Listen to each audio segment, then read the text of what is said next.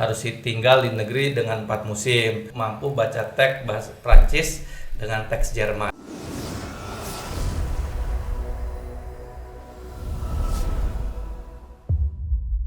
Cek cek cek 1 2 3. Assalamualaikum warahmatullahi wabarakatuh. Halo teman-teman, ketemu lagi dengan saya Rizal di channel yang punya komitmen untuk memberikan edukasi bagi perkembangan peradaban dan kemajuan di Banten. Kali ini kita sudah kedatangan tamu yang cukup spesial. Beliau bisa dikatakan seorang dosen, tapi kami lebih mengenalnya sebagai seorang sejarawan. Langsung aja kali kita sapa tamu spesial kita pada hari ini. Halo Kak Mufti. Ya, halo, assalamualaikum. Waalaikumsalam. Gimana kabarnya Kak? Baik, alhamdulillah. Baik. Ngajar masih? Mengajar hampir selesai. Hampir selesai. Sudah rata-rata 11 sampai 14 pertemuan. Oke, berarti emang udah hampir selesai gitu ya? Hampir selesai. Nah, kami terima kasih sekali kepada Kak Mufti karena di tengah-tengah kepadatannya beraktivitas begitu mau menyempatkan datang ke studio kami yang kecil ini. Mohon dimaklum karena memang ala kadarnya tuh ada laler terbang segala satu. Ya beginilah studio kami, tapi mudah-mudahan kecilnya studio kami ini mampu memberikan manfaat yang besar bagi publik terutama. Nah, kali ini teman-teman kita akan bincang-bincang ringan ya dengan Kak Mufti Ali, sejarawan di Banten, tapi kita nggak akan ngebahas detail tentang beliau yang sebagai seorang sejarawan, tapi kita ingin beliau ini membagikan pengalamannya selama menempuh studi di luar negeri begitu, kira-kira gitu kali. Nah, langsung aja nih kita mulai dengan pertanyaan pertama. Rasanya gimana sih belajar di negeri orang yang dari apa namanya sumber yang saya dapatkan kali ini menempuh studi di luar negeri hampir 10 tahun. Nah itu gimana, coba bisa di share ke kami. Saya berangkat ke Belanda itu sekitar tanggal 6 September 98 ya. 98. Saat waktu itu beres kuliah S1, kemudian ada kesempatan seleksi dari Universitas Leiden, diumumkan melalui Kementerian Agama untuk seluruh alumni dan tenaga pengajar perguruan tinggi agama negeri maupun swasta. Lalu kita daftar di bulan Maret waktu itu, kemudian di bulan April itu akhir ada panggilan untuk seleksi. Lalu kemudian kita ikut seleksi, lalu lulus, kemudian dikarantina selama 3 bulan di Jakarta dari bulan Juni Juni, Juli sampai minggu ketiga Agustus. Kemudian setelah beres karantina diseleksi lagi, kemudian diumumkan lulus. Lalu setelah diumumkan lulus 2 minggu kemudian berangkat ke Belanda, dan setelah 1 minggu di sana mulai masuk perkuliahan. Itu untuk program S2 ya. Jadi saat datang berarti sekitar bulan September minggu pertama, lalu minggu kedua September itu sudah mulai kuliah, dan selesai bulan Agustus tahun 2000 untuk program S2. S2-nya. Nah, itu tuh nama programnya apa sih? Program tadi kan program dari Universitas Leiden ya di Belanda. Itu nama programnya apa? Yang kita ikuti itu program namanya INIS, Indonesia Netherlands for Islamic Studies. Jadi kerjasama Indonesia dan Belanda untuk kajian studi Islam, diperuntukkan bagi calon dosen di perguruan tinggi agama Islam negeri maupun swasta, untuk para alumni untuk mendalami kajian Islam di negeri Belanda. Dan itu memang bersifat open bidding, artinya seleksi terbuka ya. Siapa saja yang bisa memiliki TOEFL internasional di atas 550, kemudian lolos seleksi proposal, proposal tesis yang ditulis dalam bahasa Inggris. Kemudian zaman saya juga ada seleksi untuk kemampuan dasar bahasa Belanda. Itu. Jadi lolos ya diberangkatkan, diberi beasiswa, dan kemudian 1 tahun pertama itu bersyarat kalau nilainya dalam 2 semester itu memungkinkan untuk dilanjutkan untuk tahun kedua ya lanjut, artinya tidak ada nilai di bawah 6 untuk 2 mata kuliah, artinya semua mata kuliah itu diharapkan di atas 6, tidak ada yang nilainya C, maka lanjut untuk tahun kedua. Dan tahun kedua itu semester keempat sudah mulai menulis tesis. Dan setelah beres 4 semester tesis beres dan lulus ya kita dianggap lulus, diberikan ijazah, dan kalau bagus diberikan kesempatan untuk ikut seleksi S3 dengan syarat nilainya itu kalau IPK di kita 3,5. 3,5. Iya, minimal ya. Artinya kalau di sana itu rata-rata 8,5. Kalau nilainya 8,5 diberikan rekomendasi untuk lanjut S3. Nah, kita pulang ke Indonesia untuk urusan kepegawaian karena ada kerjasama resmi dengan Kementerian Agama, tanda tangan di atas materai. Setelah lulus S2 mau direkrut sebagai dosen, sebagai pegawai negeri di lingkungan Kementerian Agama. Lalu ketika sudah direkrut oleh Kementerian Agama sebagai tenaga pengajar, sebagai ASN, lah kita berangkat lagi untuk S3. Seperti itu. Dan kakak mengikuti itu ya pada saat setelah lulus S2? Ya, ikut seleksi lagi karena tidak otomatis lulus S2, S3 itu syarat minimal bisa S3 itu pertama nilai. Harus di atas minimal rata-rata 3,5 atau rata-rata 8,5. Itu syarat untuk S3. Artinya tidak semua yang S2 bisa S3 kecuali nilainya minimal rata-rata nilai di seluruh mata kuliah dan tesis itu 8,5. Nah, saya penasaran nih, apakah pada saat jadi durasinya setelah kakak lulus dari S1 di IAIN Serang ya pada saat itu di IAIN,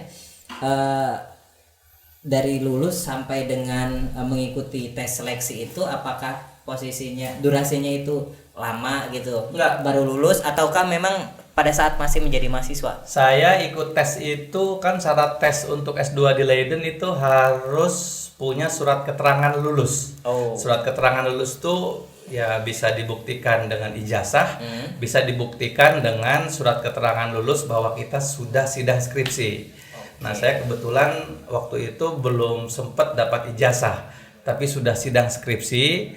Modal sudah sidang skripsi itu saya minta kepada administrasi kampus untuk dapat mengeluarkan untuk saya surat keterangan bahwa saya lulus. Lalu surat keterangan lulus itu dipakai untuk ikut seleksi ke Belanda dan lulus. Karena saat itu kalau pengertian lulus itu di wisuda, ya kita berangkat ke Belanda itu belum di wisuda S1-nya. Artinya belum pakai toga S1, jadi keburu lulus ke Belanda.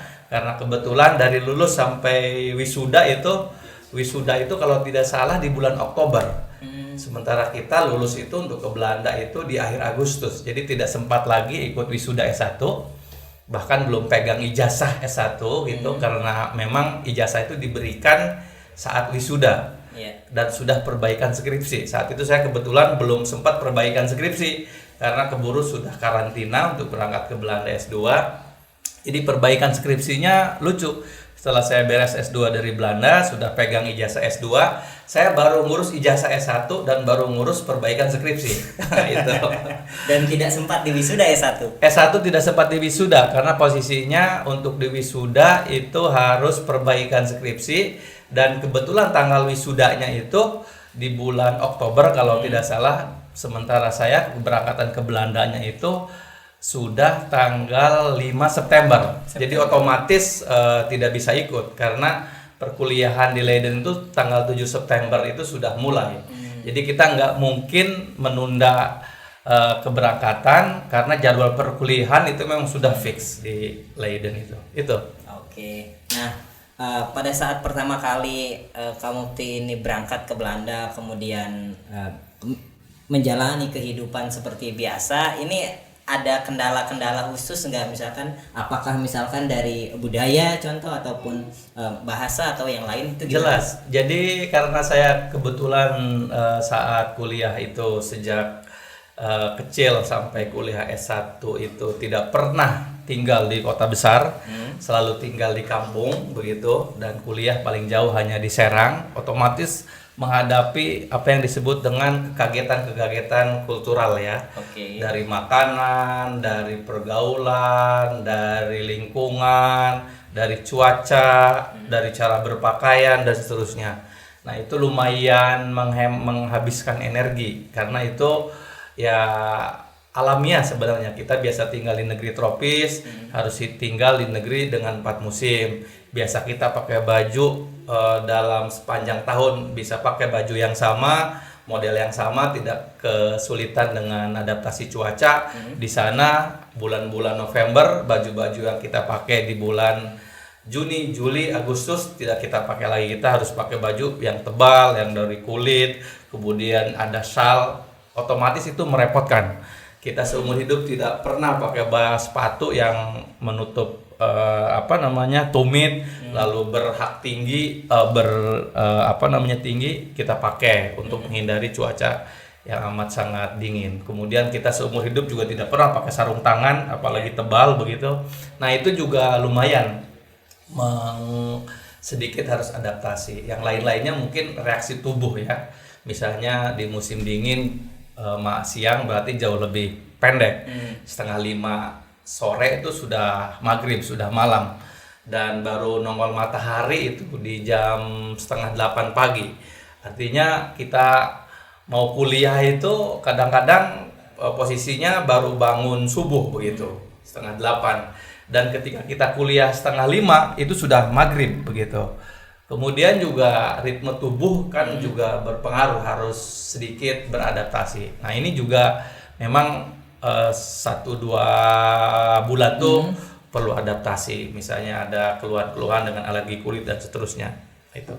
Kalau yang lain-lain itu yang sifatnya bahasa, karena memang kita dipersiapkan sejak sebelum berangkat, karantina 3 bulan, dilatih menulis, dilatih sebisa mungkin komunikasi dalam bahasa asing gitu. Kemudian juga di sana kita diberikan kesempatan untuk meningkatkan kompetensi dalam writing, nulis bahasa Inggris. Kemudian juga sebisa mungkin kita meningkatkan kemampuan komunikasi dalam bahasa Belanda gitu. Ya, itu memang seiring dengan berjalannya waktu ya kita terus adaptasi. Dan karena mungkin yang lebih repot sebenarnya pada aspek kuliner ya.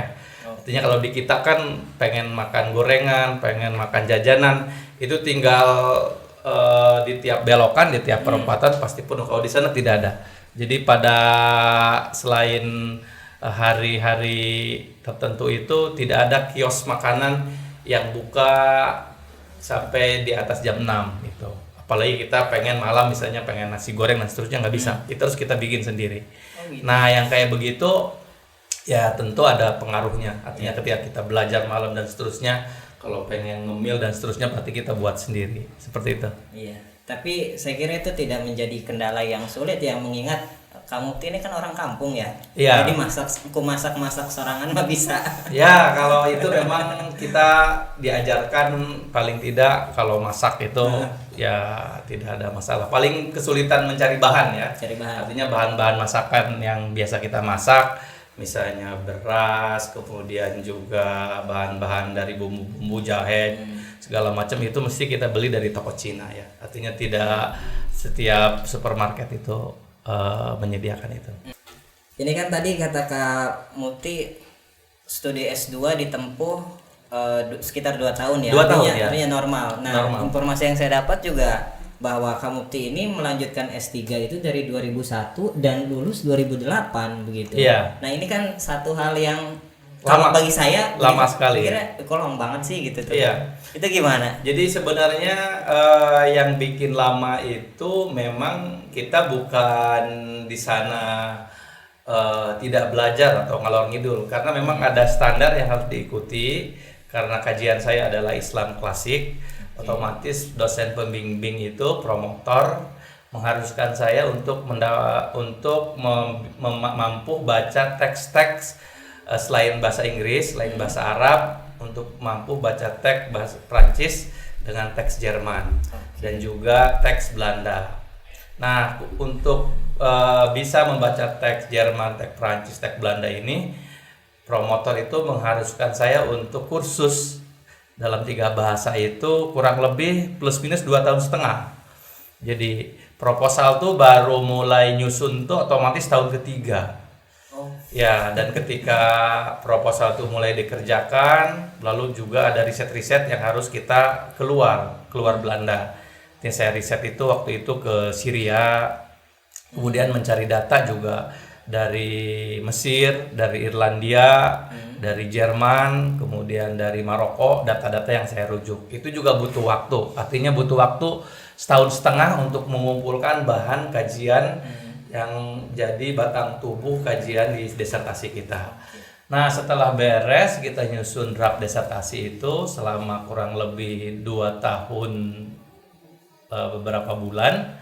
Lalu disertasi itu kan tidak hanya harus disetujui dan dianggap cukup oleh promotor dan kopromotor, tapi juga harus dibaca oleh referee atau juri. Nah, juri itu kan kebetulan mereka punya kompetensi dan keahlian yang dari sudut pandang dia. Nah, dia mengharuskan kita untuk terus membaca sumber-sumber yang belum kita baca dan mendiskusikan beberapa bagian yang belum kita diskusikan karena luput. Nah, itu memang butuh waktu kurang lebih 2,5 tahun. Jadi kursus bahasa 3 bahasa tuh, bahasa Jerman, bahasa Belanda, bahasa Prancis 2,5 tahun. Lalu mulai nyusun draft itu 2,5 tahun, katakan 5 tahun. Lalu ada sisa waktu perbaikan 1,5 tahun. Lalu kita kemudian diajukan lagi ke tangan juri itu. Lalu 2 pembimbing, promotor kopromotor dengan juri itu lalu membubuhkan tanda tangan. Lalu mereka menyetujui untuk usulan ke sidang. Sidang di sana tidak ada sidang tertutup, sidang terbuka, sekali sidang. Nah itu yang membuat memang prosesnya agak lama, karena kita ada sebenarnya kalau itu tergantung kebijakan pembimbing.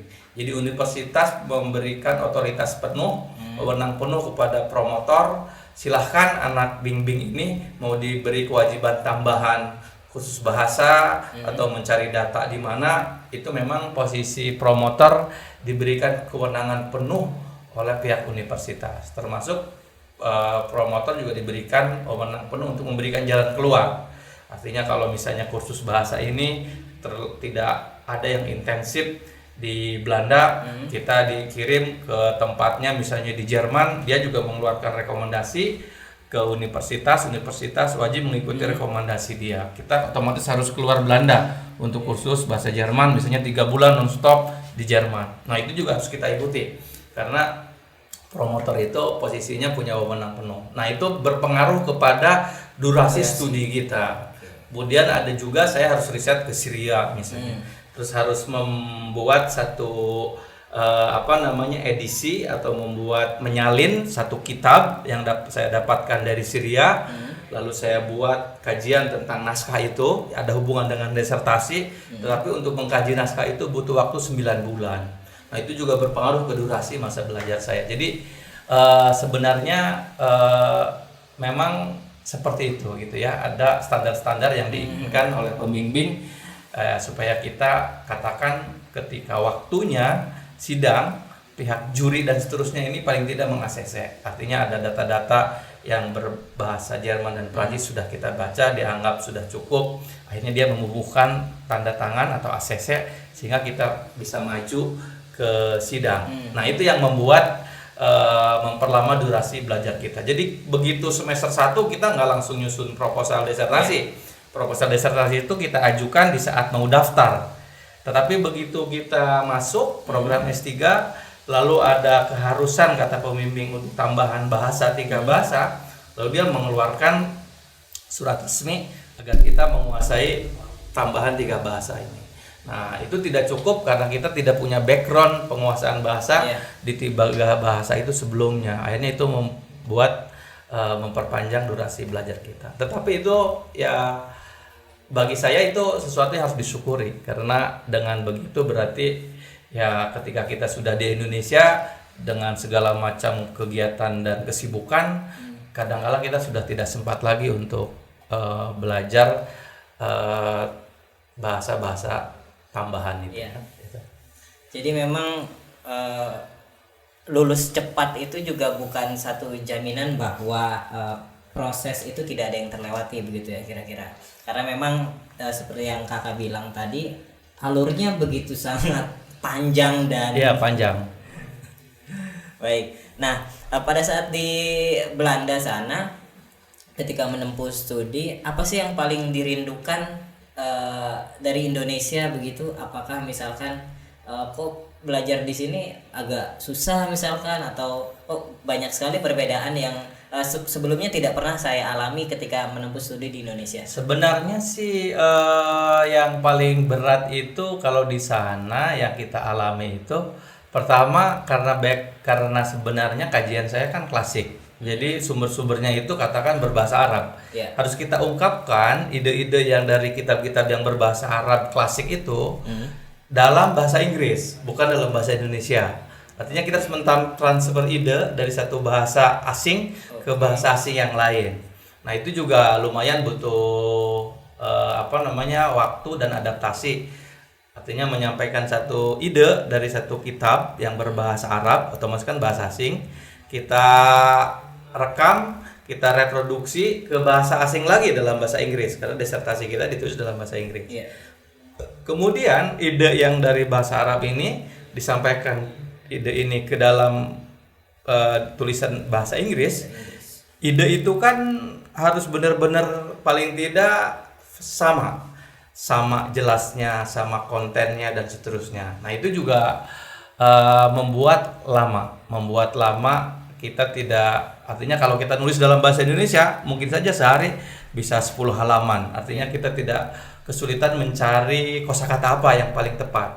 Kalau dalam bahasa Inggris karena background kita bukan native orang Inggris, mencari tahu dulu kosakata yang paling tepat untuk mengungkapkan ini. Lalu juga ketika kita nangkap ide dari satu kitab klasik yang dikarang abad ke-11, abad ke-10, abad ke-13, abad ke-14 Masehi, itu kan ide-idenya ide-ide klasik, ide-ide lama. Kita harus rekam betul ide ini apa ini maksudnya.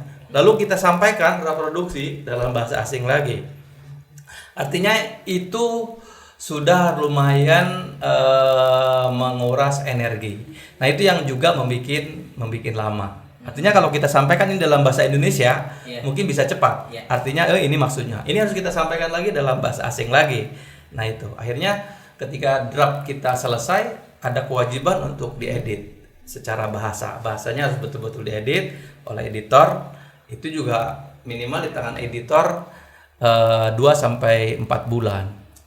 Itu artinya editor juga posisinya ya dia tidak bisa cepat mengedit karena dia juga harus memahami alur pikir kita, juga maksud daripada kalimat-kalimat yang kita sampaikan. Artinya itu juga nambah pada durasi studi kita. Tidak mungkin ada disertasi lalu tidak diedit, tidak mungkin. Artinya itu sudah sampai tahapan editorial. Nah, itu. Saya ingin bertanya satu pertanyaan kepada Kak Mufti ini. Sesungguhnya kan peluang untuk setiap orang Indonesia ini, katakanlah pelajar Indonesia yang ingin menempuh pendidikan di luar negeri ini kan sangat terbuka dengan luas begitu. Nah, adakah misalnya tips-tips dari kakak sendiri yang sudah punya pengalaman, terlebih kakak sendiri kan mengikuti program itu beasiswa ya Kak ya, dari S2 sampai dengan lulus S3 ini beasiswa. Mungkin boleh nih dibagikan sedikit tips kepada teman-teman subscriber Be Heritage Channel supaya lebih semangat. Tidak ada satu orang pun yang tertutup peluangnya untuk bisa mendapatkan beasiswa dari berbagai universitas di luar negeri, karena memang itu bersifat seleksi terbuka ya. Siapapun, bangsa manapun, suku bangsa apapun, agama apapun itu tidak dibatasi ya. Tinggal memang memenuhi standar-standar itu. Untuk dapat memenuhi sebenarnya kita tinggal semangat semangat belajar itu artinya kalau memang kualifikasi yang dimintanya misalnya TOEFL internasional di atas 550 ya kita tinggal konsisten aja belajar terus menerus gitu sampai kita mencapai tahap itu. Kemudian juga ya kadangkala dengan semangat itu kita diberi jalan keluar, diberikan kemudahan. Jalan keluar itu artinya kita mendapatkan kebetulan pembimbing yang sangat membimbing sekali, selalu meluangkan waktu supaya kita bisa lulus sesuai target. Kemudian juga dengan dengan metode membimbingnya itu persoalan-persoalan yang sulit pun menjadi mudah. Jadi memang intinya modal kemauan kuat itu. Makanya salah satu syarat beasiswa itu biasanya tertulis itu well motivated. Well motivated itu berarti punya kemampuan kuat. Jadi kecerdasan itu mungkin ya tidak mutlak, artinya bukan satu-satunya. Ya perlu cerdas, artinya masa kita belajar tidak fokus begitu. Tapi yang dipersyaratkan itu well motivated. Orang yang punya motivasi kuat untuk belajar, untuk bisa menyelesaikan tugas dan kewajibannya.